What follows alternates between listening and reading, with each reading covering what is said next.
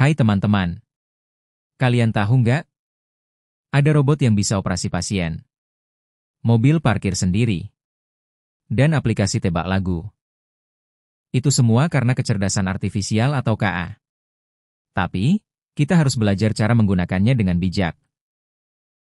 Belajar Modul 3, Etika Kecerdasan Artifisial, KA. Dengan Muhammad Jailani Manjur. Halo teman-teman hebat. Hari ini kita akan belajar tentang etika kecerdasan artifisial, KA. Dengan cara yang gampang.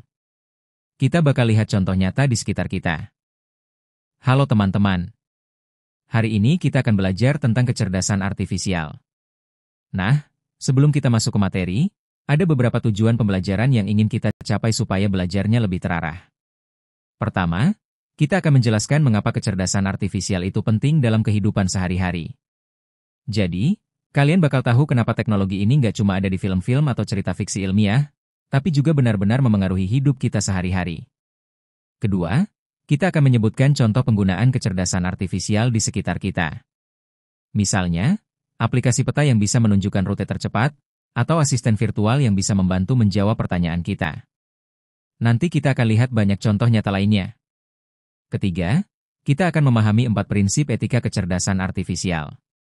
Ini penting banget supaya kita tahu bagaimana menggunakan kecerdasan artifisial dengan benar, dan tidak menimbulkan masalah bagi diri sendiri atau orang lain. Keempat, kita akan melatih berpikir kritis dalam menggunakan kecerdasan artifisial.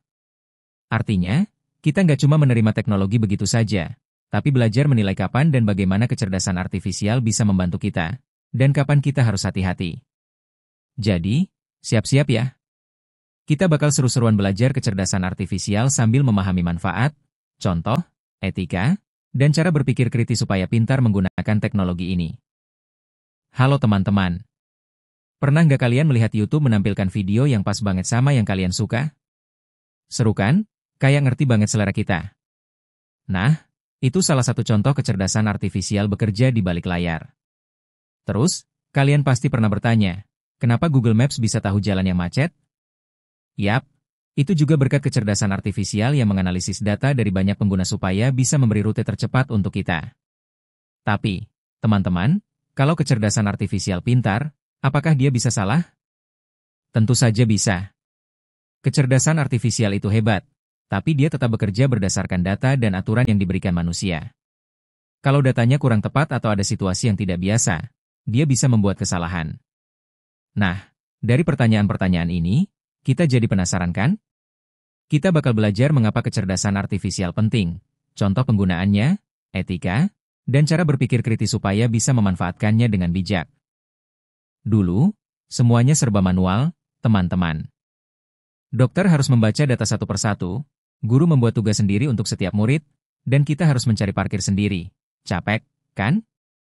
Nah, sekarang dengan kecerdasan artifisial, semua bisa jadi lebih cepat. Dokter bisa menganalisis data lebih cepat, guru bisa menyiapkan tugas lebih efisien, dan bahkan aplikasi bisa membantu kita menemukan parkir dengan mudah. Intinya, kecerdasan artifisial membantu kita bekerja lebih cerdas, bukan lebih keras. Teman-teman, sekarang kita bahas mengapa kecerdasan artifisial penting di abad 21. Pertama, di bidang kesehatan, ada robot bedah yang sangat presisi. Dokter dibantu teknologi ini sehingga operasi bisa lebih aman dan cepat. Kedua, di transportasi, kita punya parkir otomatis atau AVP, Automated Valet Parking.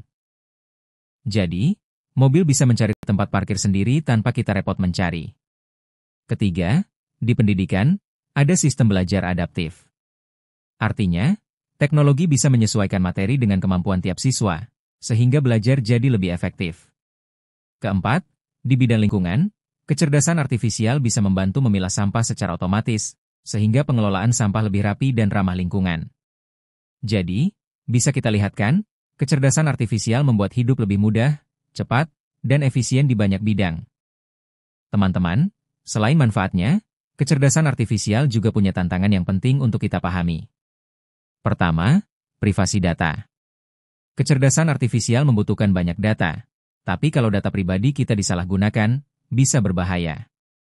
Kedua, bias algoritma. Kadang keputusan yang dibuat kecerdasan artifisial bisa tidak adil karena algoritmanya belajar dari data yang tidak sempurna. Ketiga, kurang transparansi. Kita sering tidak tahu bagaimana kecerdasan artifisial memutuskan sesuatu, jadi sulit menilai apakah keputusannya benar atau salah. Makanya, penting banget untuk menggunakan kecerdasan artifisial dengan bijak dan kritis. Teman-teman, selain manfaat dan tantangannya, kecerdasan artifisial juga harus mengikuti prinsip etika supaya penggunaannya aman dan adil.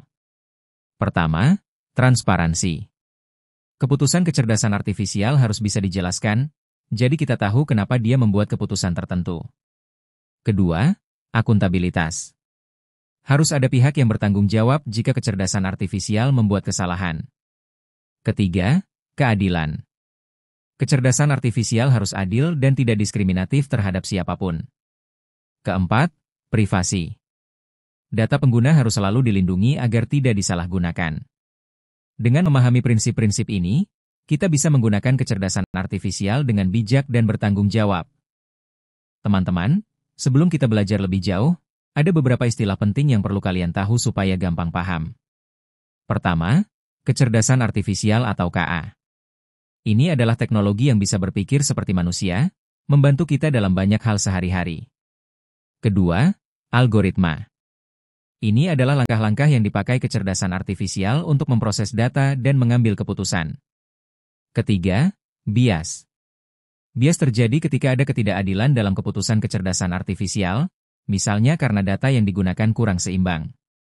Keempat, privasi data. Ini adalah hak kita untuk melindungi informasi pribadi agar tidak disalahgunakan. Kalau kalian paham istilah-istilah ini, belajar tentang kecerdasan artifisial jadi lebih mudah dan seru.